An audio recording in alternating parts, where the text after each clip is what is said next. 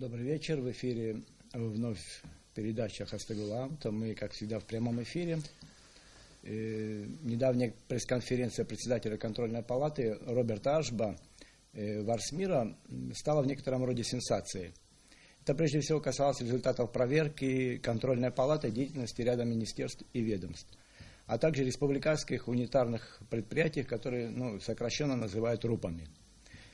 Проверкам, в частности, подверглись 24 РУПа, находящимися в ведении Министерства экономики Республики Абхазия.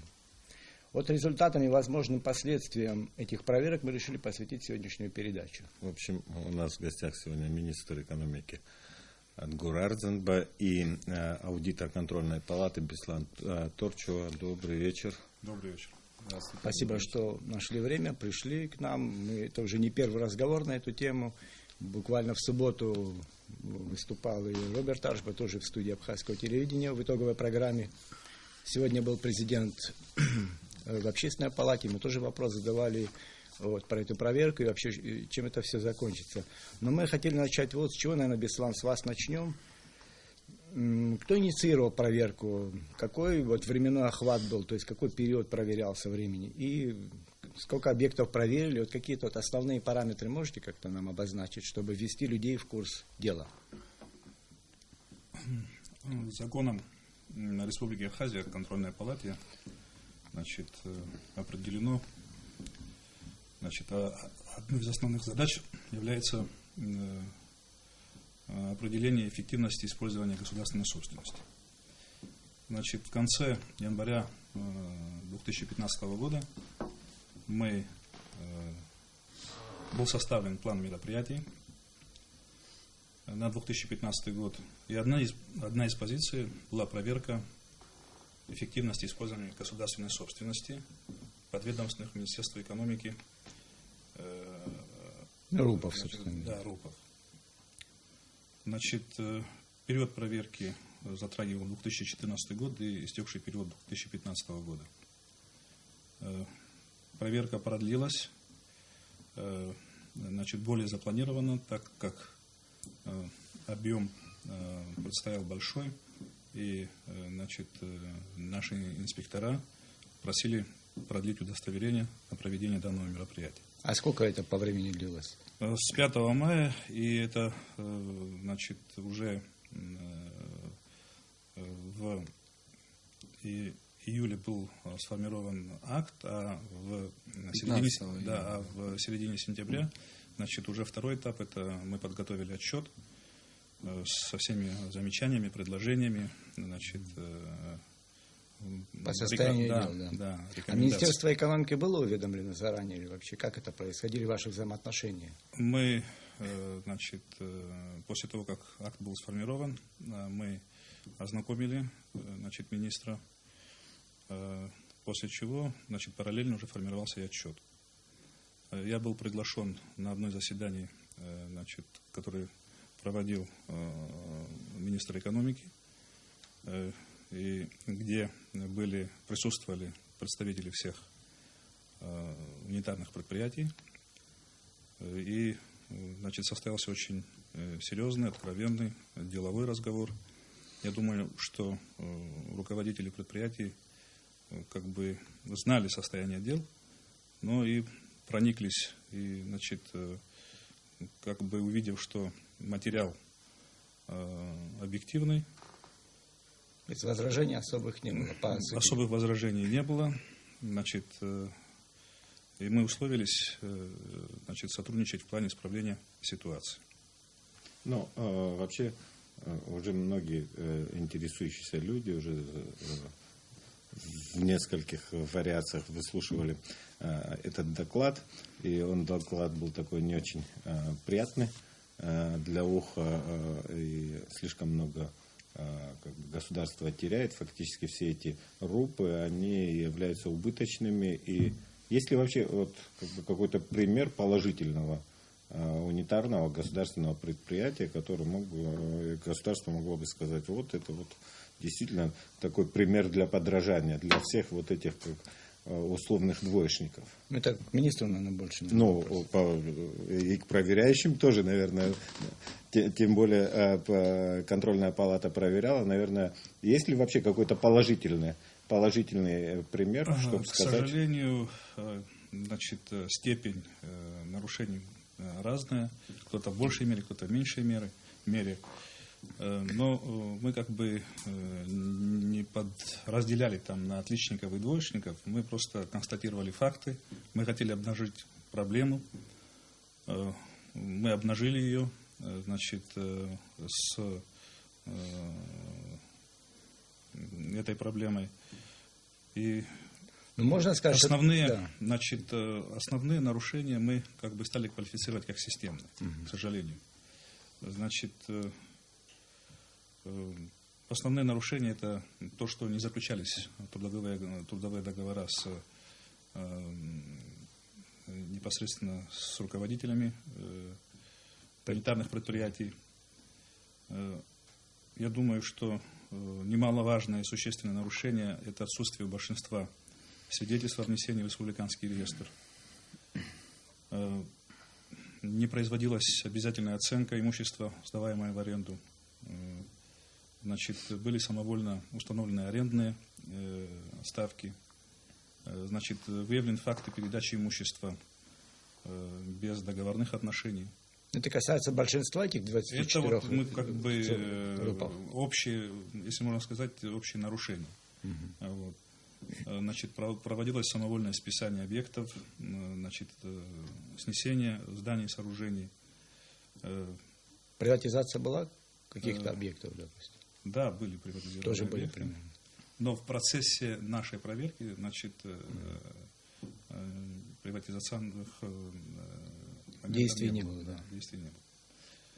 Значит, большая часть государственного имущества не используется вовсе, находится в запущенном состоянии или разрушается. Из 23 РУПов подведомственных Министерству экономики только 14 представляют балансы, и то для извлечения информации по показателям индикативного плана. Да. Вот, в связи с этим все-таки слишком опять не такая нерадужная картина. И у меня к вам, как к министру экономики, вопрос. Вообще государство, выходит государство не очень эффективный менеджер. Вы знаете, не только менеджер, но и собственник. Инал, на самом деле такой тезис имеет право на жизнь, учитывая ту картину, которая была выявлена. Но я хотел бы немножко такую краткую предысторию того, что происходит сейчас. Это не только, понимаете, вопрос проверки контрольной палаты. Контрольная палата, да, по закону она, значит, обязана, есть у нее, значит, есть положения, которые дают соответствующие полномочия. Для этого и была создана в 2013 году, да, контрольная палата, для того, чтобы отслеживать эффективность использования государственного имущества, бюджетных средств и так далее. Но тут вопрос гораздо шире. И вы знаете, что президент Рауль Джункович с начала своей деятельности ставил вопрос о, значит, скрытых резервах, об использовании государственного имущества. Все это, вся эта работа началась гораздо раньше. И для того, чтобы этой работе придать системный характер и понимать то, что происходит у нас в стране, мы же для того, чтобы делать конкретные выводы, мы не можем исходить из того, что там было пару десятков неэффективных менеджеров, которые работали все эти годы, делать вывод о том, что государство неэффективный, значит, менеджер, и государству надо уходить из всех сфер. Для того, чтобы делать такие заявления, необходимо еще пройти несколько этапов. В частности, если возвращаться к работе контрольной палаты, да, та работа, которая ими была проведена по отношению к подведомственным предприятиям и организациям Министерства экономики, значит, сегодня президент тоже об этом сказал. Вообще, опять же, хочу обратить внимание, усиление контроля, да, за использованием государственного имущества, финансовыми потоками, это задача наша всех общая. То есть все инструменты, которые есть у государства, это финансовый контроль, вот есть у нас, вы знаете, при Министерстве финансов, это контрольная палата при, значит, парламенте. Все эти инструменты должны быть задействованы для достижения одной общей цели. Для чего? Для того, чтобы все, что мы имеем, вот государственное имущество, это же не мое, не ваше, это наше общее, всех людей, граждан, населяющих Абхазию, граждан Абхазии, это наше общее. Для того, чтобы вот это все работало на наш народ, на наше государство. И вот с этой целью вот эти все мероприятия и проводятся. Вот в частности, если вернуться к отчету, акту и представлению контрольной палаты, значит, ту периодичность, о которой было сказано Бесланом, да, там были... Я бы хотел остановиться на двух моментах. Это вот совещание, о котором сейчас говорил наш коллега из контрольной палаты. Мы действительно, да, собрали всех руководителей подведомственных Министерству экономики предприятий. Нам пришлось задействовать 4-й этаж, значит, большое помещение, что все не поместились бы. Вот чтобы было понимание, вот когда мы называем цифру 24, мы должны понимать, что такая компания, как Апснергылара, в ее структуре еще 13 подразделений действующих, там, всего их там порядка 16. И Абхазхлеб тоже 7, 8 единиц. То есть это очень серьезная, большая система. Вот для нас какая была задача поставлена? Во-первых, мы озвучили все, что выявила контрольная палата. Это первое. Второе. Значит, для меня было принципиально, я как новый руководитель ведомства, если совсем грубо говорить, так начать с чистого лица, чтобы понять то, что происходит в этом ведомстве, которое я возглавляю, и чтобы все люди, которые работают на тех или иных предприятиях, понимали, что мы ни от кого ничего не прячем. Это открыто, мы между собой обсуждаем все эти проблемы. Вы даже инициировали, насколько я знаю, с общественной, то есть, чтобы проверку буквально, может, даже с вас начали. И мы писали письмо в Министерство финансов. Хотя в планах оно было. Да. Нет, это... В планах было, но в Министерстве финансов есть контрольно-ревизионное управление. Вот в части использования государственного имущества это очень важное направление.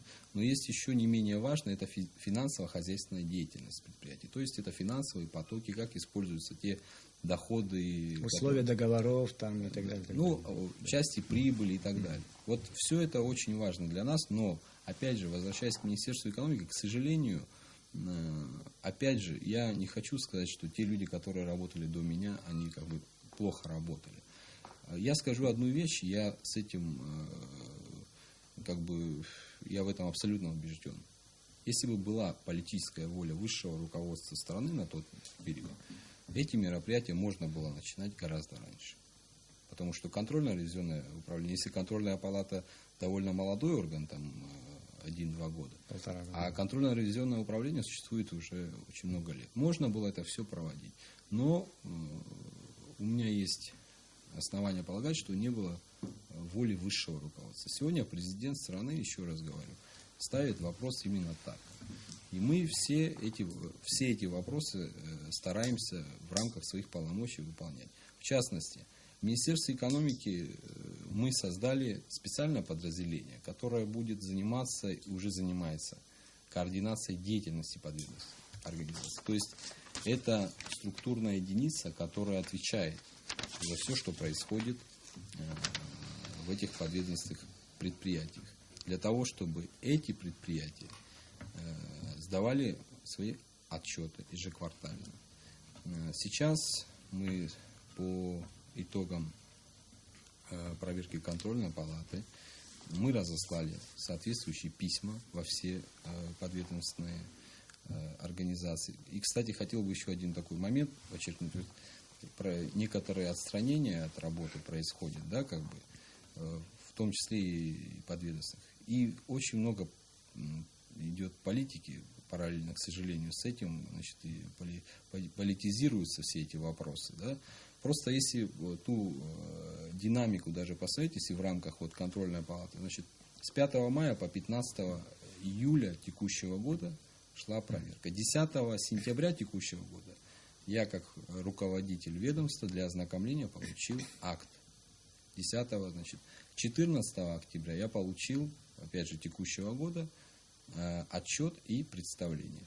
в тот же день мы пригласили, значит, представителя контрольной палаты и зачитали на этом совещании. После 14 октября мы подготовили план график устранения нарушений. 27 октября текущего года, буквально несколько дней назад, мы разослали по все подведомственные нами организации, в том числе Абснергал, Абхазхлеб и так далее, и поставили срок руководителям до 9 ноября текущего года устранить и привлечь к ответственности всех лиц, которые допустили эти нарушения.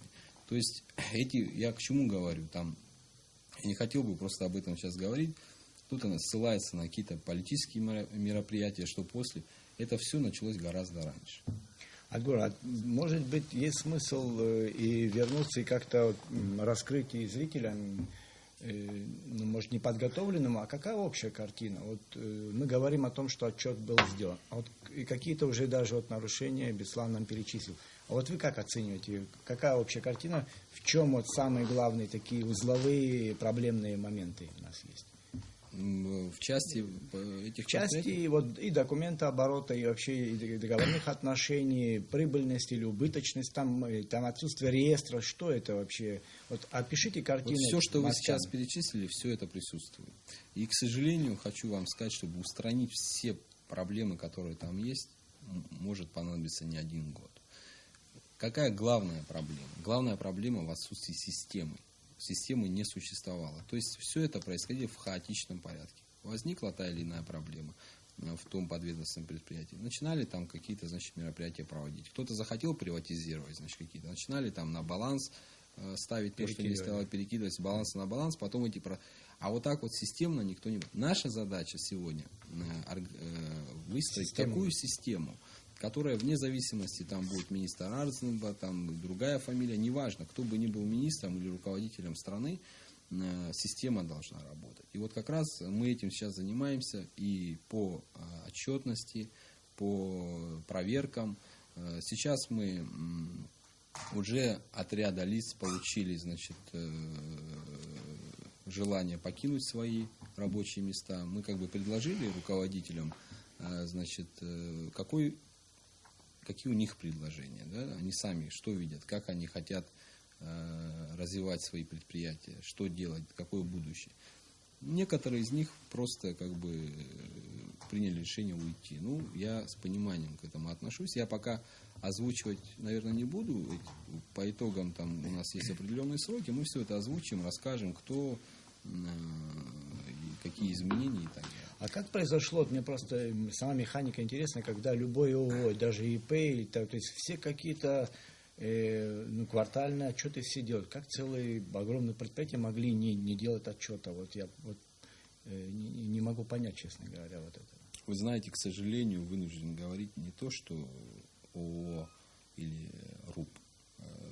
ООО как раз-то более-менее все сдают. Министерства многие не сдавали свои Он же балансы. начальник, как министерство сдаст баланс. Видно, и не думали, что есть вообще такая процедура, что министерство Я еще раз должно сдавать говорю, баланс. везде, значит, люди, везде работают люди, сложились какие-то отношения. Это все формировалось еще с послевоенных лет. Государственное имущество, как оно образовалось? Это все, что нам досталось от советской эпохи. После окончания войны все, что было государственным, было преобразовано в эти предприятия. Ну, в реестр это занесено все это? Вот это У меня было? вообще вот такой встречный вопрос. А реально ли это государству принадлежит или просто на бумаге? Просто у нас очень многие предприятия, там очень много госсобственности, так или иначе фактически как-то занято, то есть там наследственное. То есть это вот мое, никто не переоформляет, и государство тоже как бы бессильно что-то сделать. Способно ли государство вот сейчас изменить эту ситуацию, сказать, это наша собственность, это государственная собственность, всенародная собственность, и, то есть вот этих людей, которые говорят, это мое, там уже как бы положил лапу, как-то эту лапу жирную как-то отодвинуть. Способно ли государство вот на такие чрезвычайные меры по абхазским? Если это воспринимать, то по-абхазски это очень чрезвычайная мера. Ну, вы знаете, во-первых, Инал, преемственность, она, даже если взять российскую практику, вот взять, рубить с плеча, это тоже неправильно. Вот сегодня президент значит, в Общественной палате сказал, что у нас нет задачи всех пересажать. И это правильно. Если люди работали на протяжении 20 лет, мы помним послевоенный период, когда многие предприятия просто исчезли. Не потому, что там, в период войны пострадали, а послевоенный период все было как бы имущество. Многие руководители, они сохранили свои предприятия, они работали. Да, допущены какие-то там ошибки, есть недочеты, есть вопросы к ним, большие вопросы. Но это не значит, что мы этих людей тоже должны взять и вот вы вспомните опыт России, там, приватизации и так далее. Приоритетом всегда были кто? Рабочие коллективы. Но когда человек грубо нарушает закон, когда делает вещи несовместимые с нашим законодательством, серьезные нарушения, эти нарушения будут не только нами, это контрольная палата эти материалы передала еще и в прокуратуру. Каждый должен свою работу делать, правильно? Наша задача эффективность увеличить, работа прокуратуры заниматься теми людьми, которые уже нарушили серьезный закон. А готово ли государство? Я вам скажу, готово. Готово. Если бы не было бы готово государство, все эти вопросы, ведь раньше о них мало кто говорил. Вы же помните, мы же все живем в Абхазии. Если сегодня мы об этом говорим, значит государство в лице нашего главы государства, президента, имеет политическую волю. Другой вопрос, сможем мы или не сможем, это покажет время. Но, знаете, сидеть и вот там есть проблема, и давайте будем ждать, пока она сама собой решится. Мы так себе позволить не можем. Если мы с вами строим независимое государство, а независимость в первую очередь это экономическая независимость, правильно? Если мы хотим не зависеть от других стран, то имущество, то богатство, опять же, это наше общее с вами богатство, да? Мы должны максимально эффективно использовать. Нам надо понимать, что мы живем в небольшой стране, но тем не менее эта страна для того количества людей, которые здесь проживают, она большая. Те ресурсы, которые у нас есть, они достаточны для того, чтобы, если их эффективно, правильно использовать, нам всем хватит, чтобы жить достойно, спокойно, и у нас будет все нормально. Государство, еще раз говорю, готово, есть политическая воля. Если президент ставит эти вопросы, ставит эти задачи, правительство, в частности, там, Министерство экономики, зависит уже от нас. Сможем мы справиться с этой задачей? Не сможем, как бы. У меня такой вот, Беслан, вот тоже хочу вас к разговору подключить. Вот вы большую работу проделали. И, может, впервые, и, знаете, честно скажу, были дискуссии, когда создавалась контрольная палата, а нужен ли еще один такой проверяющий орган и так далее, и так далее. Но оказалось, вот эффективность есть. Вот ваша независимость, и это позволило вот таким... Они плохие результаты, но это диагноз. Лучше диагностировать болезнь, чем... Но вы, кроме того, что вы проверку делаете, вы же еще такие функции аналитики тоже к вам принадлежат. Вот какие-то вот общие, вы сказали, есть нарушения для всех. Вот вы как-то проанализировали, как-то систематизировали вот эти нарушения, чтобы знать уже этот диагноз и как с ним бороться. Вот что можете сказать? Ну, в основном доходы РУПов формировались от сдачи в аренду. Значит, зданий, помещений, строений, прилегающей территории. Значит, я могу вам привести несколько моментов, которые, допустим, можно задействовать, которые необходимы сегодня нашей экономике, но, к сожалению, они не работают. Допустим, Сухумский молочный комбинат. 118 миллионов значит, вложено в это предприятие в рамках комплексного плана. Значит, провели реконструкцию, завели завод. Мы уже пользовались этой продукцией.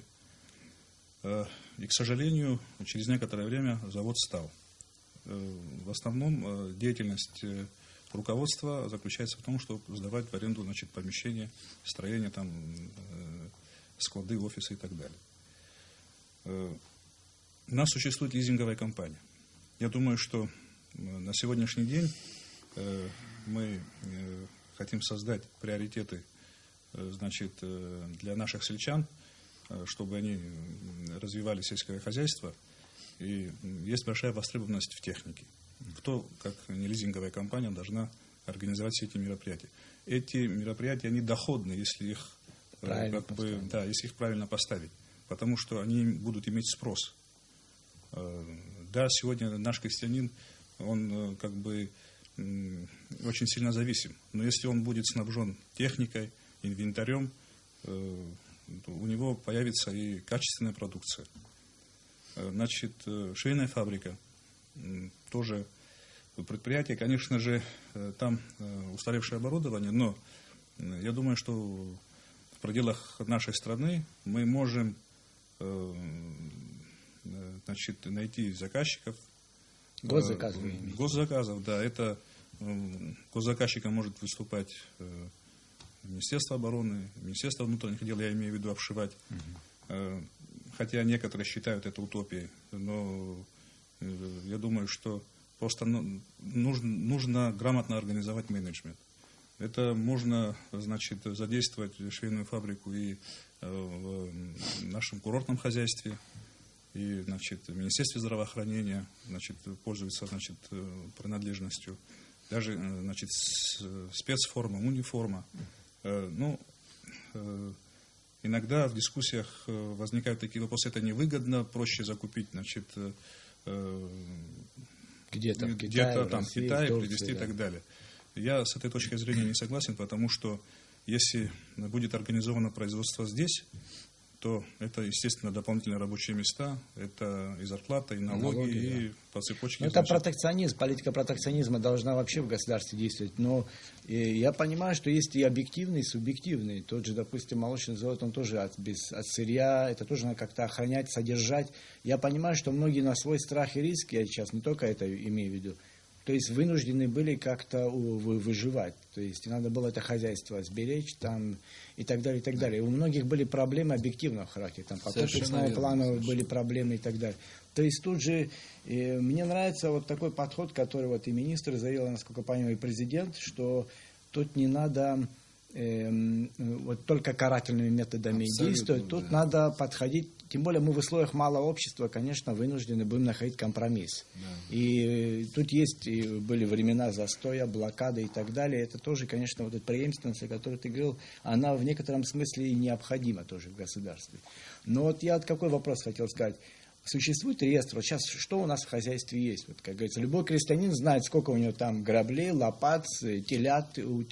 Что у нас есть? Есть ли реестр? Вы имеете в виду в целом по республике? Ну, может быть, и вот по вашему министерству, и в целом по республике. Я вот хочу найти системные вот ошибки, как их можно системно потом исправить. Вот, наверное, начинать надо с реестра. То есть надо знать, что у нас есть вообще. Есть ли у нас такой реестр? И в каком он состоянии? Или он по министерствам должен быть? Я не знаю. Давайте нам расскажите, и зрители, чтобы понял вообще.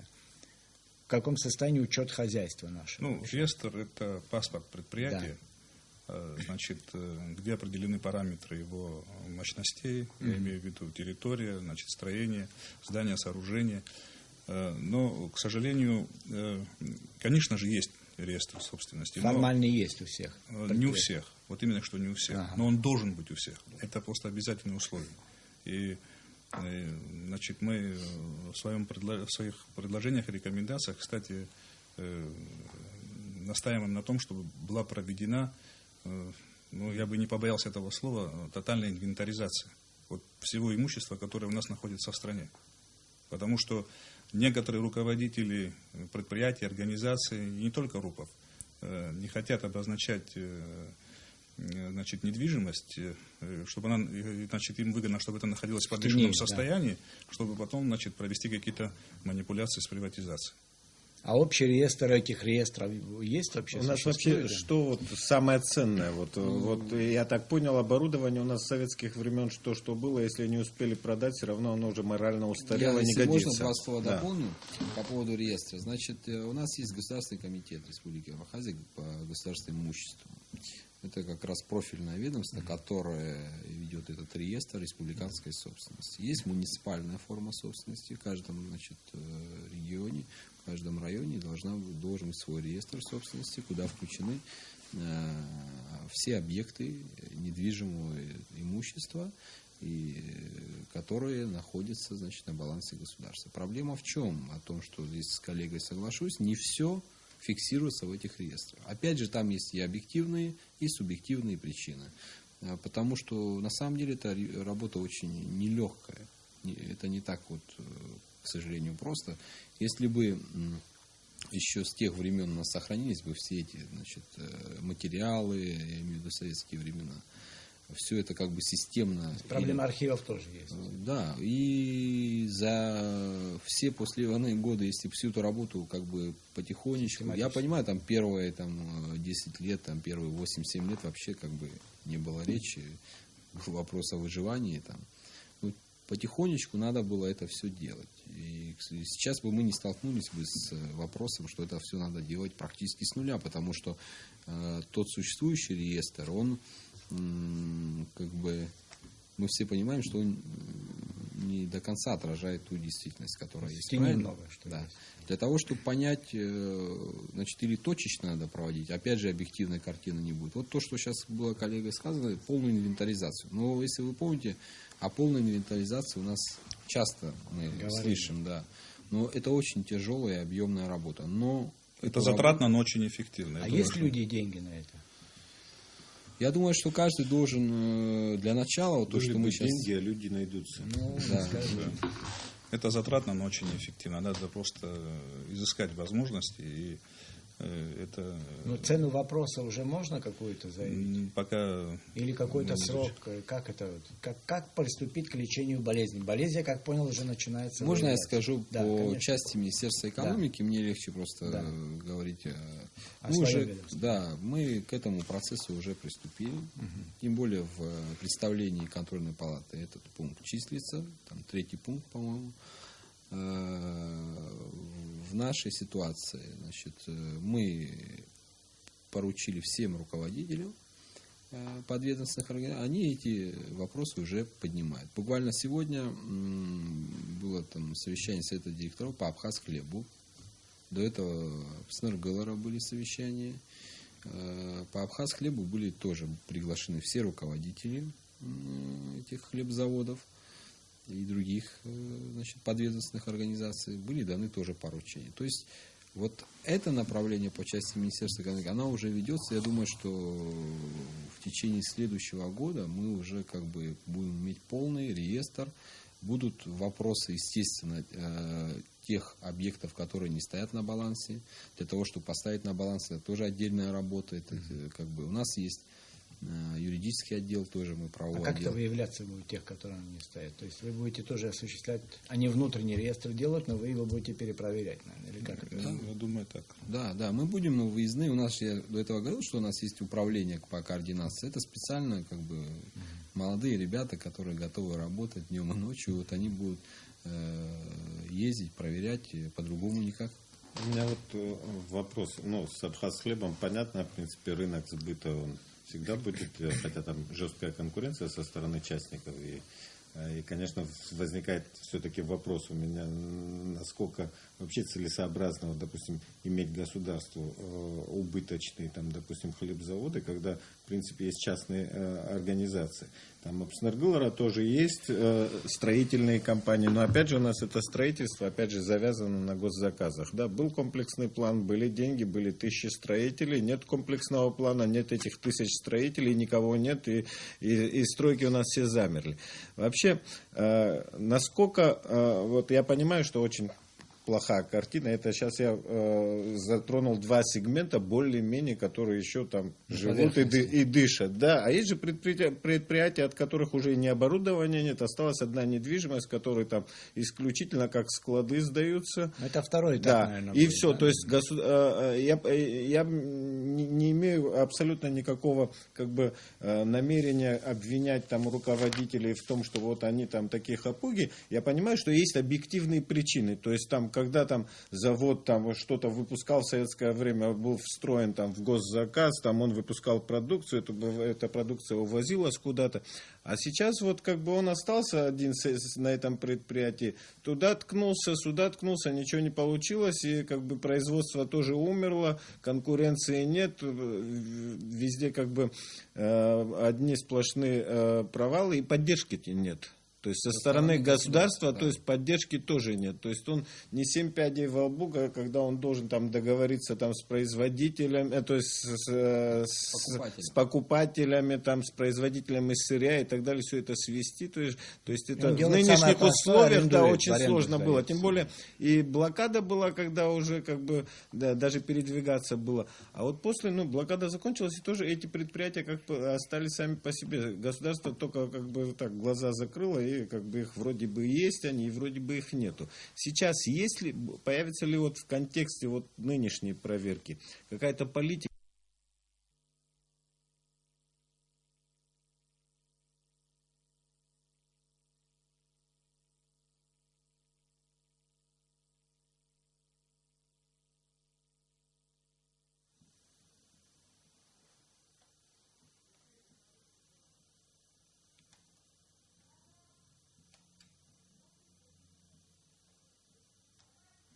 Мы вынуждены извиниться, у нас неожиданно погас свет, и сейчас все восстановлено, поэтому мы продолжаем вопрос и ждем вопроса от Инала, который он начал. Все-таки вот государство имеет вот какие-то уже виды, что делать с этими предприятиями? Может быть, помочь как-то или как-то видоизменить их статус, может быть?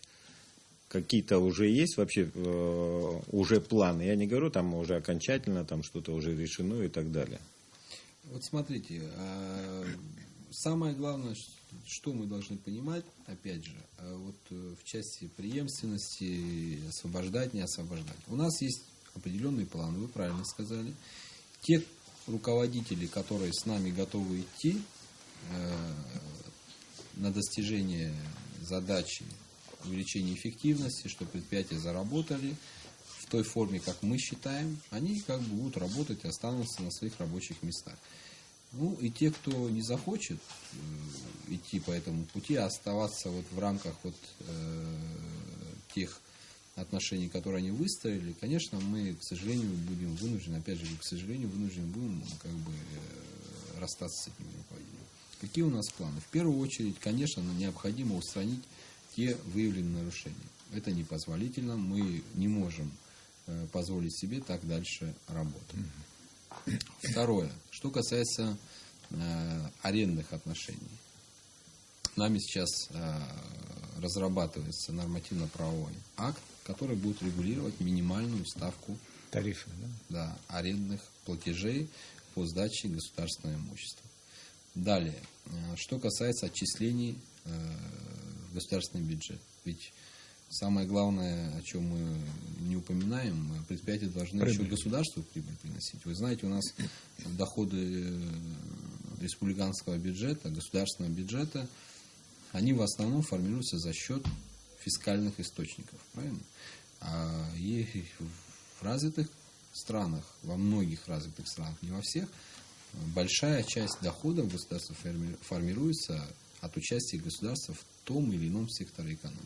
К этому мы должны выходить. Это, извиняюсь, с учетом бюджета, который, такого амбициозного бюджета, то есть делать эти предприятия так или иначе прибыльными, на сегодняшний день они у нас все убыточные. Да. Естественно, ни о какой прибыли государства речи быть и не может. Конечно, да. На сегодняшний день вот есть нарушения, мы их устраняем совместно с руководителями, мы уже договорились с ними. В большинстве случаев мы нашли понимание. В некоторых случаях люди открыто признались, говорят, мы не можем, мы хотим уйти. С пониманием тоже к этому мы относимся. Дальше что мы делаем? Вот здесь про швейную фабрику было сказано. Вы понимаете, для того, чтобы вот швейная фабрика и все другие предприятия, которые... Кстати, швейная фабрика, она в достаточно хорошем состоянии. Это большое спасибо руководству. Там практически даже швейные машины сохранились. Я много раз бывал там. Но для того, чтобы... Сегодня эта швейная фабрика, она как пассив. То есть мы туда деньги вкладываем, хотя там много сильно государство не помогало, но тем не менее. А денег оно государству не приносит. По разным причинам. Вот для того, чтобы в том числе и швейная фабрика, и другие предприятия заработали, там нужны инвестиции. Вот. Для того, чтобы привлечь инвестиции, у нас в Министерстве экономики уже создано инвестиционное агентство. Тоже вот буквально недавно все это. И задачами этого агентства в том числе является привлечение инвестиций и разработка форм взаимовыгодного сотрудничества, где государство и частные инвесторы будут взаимодействовать. Но это приведет к изменению формы собственности из-за самого В предприятия? том числе, да, в перспективе мы можем рассматривать вопрос акционирования этих предприятий, многих из них. Или банкротство, например. Ну, банкротство это немножко не та история. Как бы банкротство это больше связано с тем, когда есть какие-то финансовые обязательства, и юридическое там, или физическое лицо не в состоянии их погасить, и через, А там, таких должник нет. несостоятельный. Таких да, нет, да? через суд там, это признается банкротом. Это немножко не та история. Поэтому, что касается акционирования, это как бы может быть следующий этап. Сейчас тоже это в правительстве обсуждается. Для того, чтобы, вот, может быть, в виде акционирования привлекать, опять же, вопрос инвестиций. Потому что государство сегодня, к сожалению, исходя из узких возможностей собственного бюджета, не в состоянии Содержать это. и содержать, и инвестировать Развивать, в большие... То есть, а может быть, это и не нужно в какой-то части. Можно привлекать частный капитал. Первая ласточка у нас, которая была презентована с помощью нашего вот этого инвестиционного агентства, это молочный завод, о котором здесь было сказано. На самом деле, несмотря на то, что вот при Сергее Васильевиче, вы помните, туда было инвестировано 118 миллионов, завод работал. Ну, в 2013 году он там в силу ряда причин остановил свою деятельность. В том числе связанных и с менеджментом этого предприятия и многим другим причинам. Сейчас я не хотел бы вдаваться в подробности. Этот молочный завод, агентство наше, как бы, из него сделало инвестиционный проект, и в рамках визита наших татарских коллег мы им предложили. То есть мы посчитали необходимый объем инвестиций для того, чтобы этот завод домодернизировать и запустить, чтобы он выпускал конкурентоспособную продукцию. Я считаю, что вот в части, допустим, швейной фабрики там ориентироваться на заказы Министерства обороны, Министерства внутренних дел, это, конечно, может привести к какому-то короткому результату. Но нам, опять же, мое мнение, надо ориентироваться на качество и на конкурентоспособность. Вот государственная поддержка должна заключаться в том, чтобы увеличить конкурентоспособность этих предприятий и снизить издержки на производство. Вот где государственная поддержка, а не монополизация там, спроса за счет того, что есть это государственное предприятие. А в чем провинился частный игрок, извините, который может выпускать продукцию гораздо качественнее и лучше? В чем провинился тот служащий? Там могут быть разные, то есть пакет государства может оставаться или полностью будет акционировано частный. По некоторым направлениям есть можно реестр, полностью... допустим, стратегических важных, которые государство не может, там энергетика, там, не знаю, транспорт. Да, топливно-энергетический комплекс, это очень важное направление для государства. Вот. А в части, касающейся таких предприятий, как швейная фабрика, молочный завод и так далее, ну, здесь, на мой взгляд, можно рассматривать вопрос о том, чтобы выйти к государству полностью. Но опять-таки, очень важно, что государство не будет выходить за условный рубль. Государство туда вложило. Есть балансовая стоимость, есть рыночная стоимость этих объектов. И вот только на таких условиях государство должно выходить или взаимодействовать на взаимовыгодных партнерских отношениях. Я думаю, очень важно тут еще прозрачность, полная прозрачность. Конечно. Должна быть. Тогда у нас не будет и политизации этого вопроса, и так далее, и так далее. У нас вопрос, наверное, будет, вот мы уже должны чуть завершать, но хотелось бы узнать, вот так контрольная палата так вот хороший, может, печальный, но хороший и полезный результат выдала. Какие планы у вас? Как перевесник, да? Не, это диагноз. Я считаю, чтобы болезнь вылечить, нужно диагноз поставить. И в этом смысле вы свою работу сделали. Какие у вас дальше планы? Как вообще деятельность контрольной палаты будет? Чего ждать от вас дальше? Ну, Адгур озвучил. Каких некрологов еще ждать будем? Наши предложения, рекомендации. Сейчас я не буду повторять. Но, значит, все же, ну, опять-таки, это не есть истина последней инстанции. Естественно, у нас в планах продолжить сотрудничество, значит, в плане того, чтобы довершить это дело до конца. До этого говорилось, что на это уйдет немало времени. Это не одного месяца, даже, может быть, и не одного года. Вы Министерство экономики или вообще имеете в виду другие министерства в том числе? Нет, я в данном случае говорю о Министерстве экономики. Вот. Значит, со стороны контрольной палаты будет последующий контроль.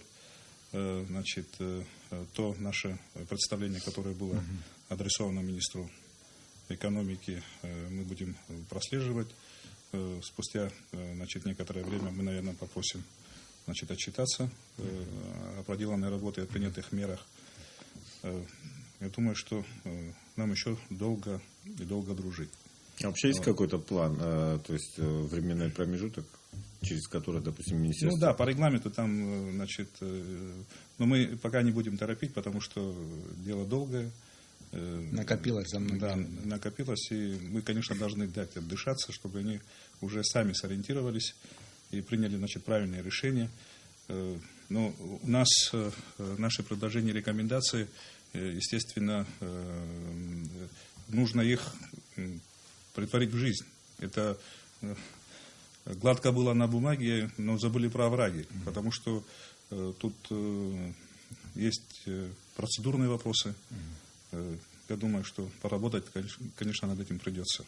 А вот к парламенту у вас есть, допустим, по законодательной базе какие-то, вот, допустим, предложения или еще что-то? Или юридическая база, в принципе, у нас нормальная? Ну, значит, в плане... Вы имеете в виду наши взаимоотношения с парламентом? Нет, имеется в виду то, что проверялись предприятия, которые фактически достались нам от советского прошлого. И наверное, уже в процессе самого исследования уже там, наверное, уже какие-то изъяны определились законодательного характера, там, имущественные и так далее, там, я не знаю, какие там. Подзаконные. Да, может быть, что-то изменить, в конце концов. Об акционировании, да. Об оценочной стоимости. Контрольная палата не обладает правом законодательной инициативы. Но, конечно, мы можем поставить вопрос. Я думаю, что парламент нас поддержит. И у нас, значит, мы подотчетны парламенту, мы, значит, периодически отсылаем наши материалы и в то же время, значит, информационным письмом информируем, значит, главу государства, исполнительную власть. В этом плане у нас как бы есть открытость. У вас сайт даже есть? У нас функционирует сайт, да. Мы постепенно наполняем его материалами проверки. Я думаю, что и данный материал появится, значит, через определенное время, да. Значит, вообще по регламенту контрольной палаты мы придаем огласке материалы, те, которые прошли через коллегию. Вот. Значит, секретов у нас нет. Наша кредо — это прозрачность, доступность, гласность. Мы как бы стараемся с прессой. Вы, наверное, уже сами отмечали, что и председатель контрольной палаты, значит, частый гость у нас. Да, частый гость, значит, на телевидении и в прессе. Так что я думаю, что эта открытость, прозрачность, она вот снимет многие политизированные вопросы. У вас еще же, насколько знаю, вы аналитика такой занимаетесь, в смысле анализом бюджета предстоящего, который предстоит скоро, думаю, там Министерство экономики тоже вплотную будет задействовано. Может, мы заканчиваем, но вкратце расскажите, вы тоже должны какую-то оценку дать, да, по-моему? Да, совершенно верно. Значит, но он уже у вас есть бюджет? Нет, пока еще он не представлен. Он должен пройти у нас экспертизу. У нас этим занимается аналитический отдел, и непосредственно этот объем работы ведет зампредседателя контрольной палаты. Это вот его как бы... Но вы рекомендации дадите или как? Да, конечно, мы даем рекомендации. То есть у вас взаимодействие не только такого характера, но и... Ну, касательно бюджета, здесь немножко Министерство экономики, конечно, как член Кабинета министров, оно участвует в формировании бюджета. Но это Министр финансов, да, в основном. Ну, там у них есть взаимодействие. Я знаю, как бы каждый год это не сегодня началось, перед тем, как представить соответствующие структуры бюджета, он проходит экспертизу, проверку в контрольной палате. Что касается, если вернуться назад, чуть два слова хотел сказать, если позволите, по нормативно-правовым актам, которые надо сделать. В первую очередь, конечно, это в части государственно-частного партнерства. Вот у нас в законе об инвестиционной деятельности есть соответствующие положения, но они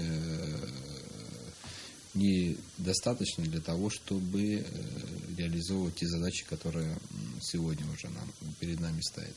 Второе, это, конечно, нужно регламентировать вот эти арендные отношения, тарификацию с нижней планки, верхней границы. С учетом индексации. Да, естественно, индексация, потом зонирование в разных районах Абхазии, разная экономическая ситуация, поэтому это все должно быть там учитываться.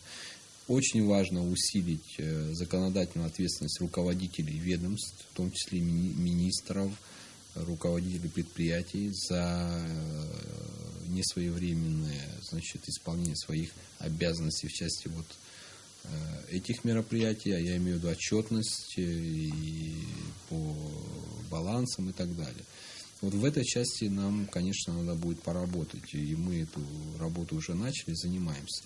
Ну, если позволите еще два слова, конечно, хотел бы поблагодарить, и вот, пользуясь случаем, в лице руководителя контрольной палаты Роберта Ивановича Аршева за проделанную работу. На самом деле здесь немножко скромно, наш коллега об этом говорит, но материалы с приложениями составили порядка 600 страниц. То есть такого рода, мой коллега не даст соврать, проверки проводятся в Абхазии впервые, что вот так вот, во всяком случае, по линии Министерства экономики, это первая такая проверка, насколько я знаю. Да? Поэтому большое спасибо. Мы, опять же, наши люди, телезрители, которые сегодня смотрят этот эфир, должны понимать, что мы все люди временные. Да? Я министр, завтра будет другой министр. Наша задача, чтобы работала система, работало государство. А самая главная задача государства – это благосостояние граждан. И я бы хотел, пользуясь случаем, обратиться ко всем, кто так или иначе сопричастен к этим вопросам. Во-первых, не надо политизировать. В Министерстве экономики работает достаточно много молодых. Большая часть людей работают, это молодые люди, это патриотично настроенные, хорошо образованные люди, которые знают свое дело, и зарплата не такая, к сожалению, высокая. Люди работают на энтузиазме, на патриотизме и могут в силу своей образованности работать в других местах, где более высокая зарплата, и за пределами Абхазии. Ну, вот люди выбрали, мы выбрали такое направление. Поэтому вот эта критика, которая есть, и я и социальные сети иногда так смотрю, я бы хотел обратиться, чтобы она была более конструктивной, наверное. Да? Если есть, опять же, какая-то возможность помочь процессу, а я хочу вам сказать, что процесс тяжелый, и нам на самом деле нелегко, у нас ресурсов не хватает. Кто-то, если хочет, может помочь, ради Бога, наши двери открыты. Если есть критика, мы делаем что-то не так, неправильно делаем, пожалуйста, скажите, как правильно. Совсем вы понимаете, о чем я говорю, я сейчас просто туда уходить. Немножко это неприятно, потому что когда человек, я уже говорил в интервью агентству «Спутник», по-моему, что каждый неэффективный менеджер, которого мы будем увольнять, он как политический диссидент становится, понимаете? А некоторые политические организации начинают подменять профсоюзные организации. Есть, в конце концов, арбитражный суд. Есть, если человек хочет обжаловать свое увольнение, он может обжаловать. Поэтому, еще раз говорю, наша работа, слава Богу, сегодня у нас есть глава государства, и есть политическая воля. Это же непопулярные все меры, вы понимаете. И от гигаконюшни разгребать всегда непопулярная это очень непопулярные меры. И многие из тех людей, кого это коснулось, представьте себе, человек 10-15 лет зарабатывает, ничего, сидит спокойно капает. Да, вот если так сказать. И тут появилась какая-то Иногда капает инициатива. нехило, я тебе скажу. Да, появилась инициатива. Конечно, это многим не нравится. Ему не нравится, членам его семьи не нравится. Конечно, это недовольство.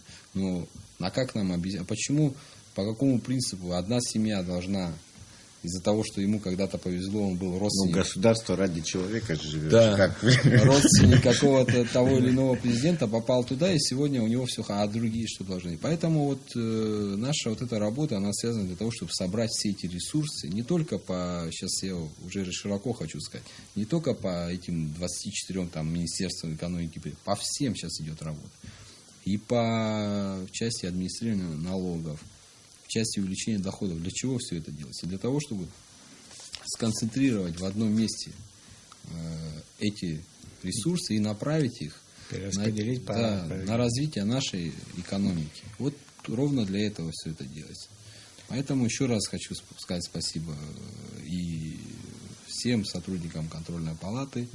На самом деле... Теперь, в общем-то, мы уже все спасибо выслушали. Контрольная палата тоже довольна. А теперь дело за министерством. Все-таки хочется узнать, когда вот можно будет уже услышать план действий по вообще вот этой собственности, по этим предприятиям, государственным предприятиям, которые являются уже, забыли сколько уже с постсоветских времен, убыточными, да, и, ну, убыточными для государства. Я сейчас не говорю, что для кого-то они все-таки так или иначе приносят какую-то прибыль.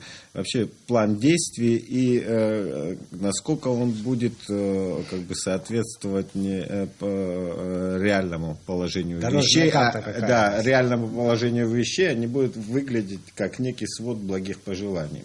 Ну вот правильный очень вопрос. Мы как раз намерены уйти от вот этого свода благих пожеланий, потому что у нас таких благих пожеланий, сводов разными постановлениями утверждено очень много. Опять же, люди хотели сделать, но не получилось. Это никого обвинять нельзя. Но я думаю, что до конца года мы с вами получим определенные результаты, не только плана. А в ближайшее время мы план представим. У нас тоже есть сайт, хочу похвастаться.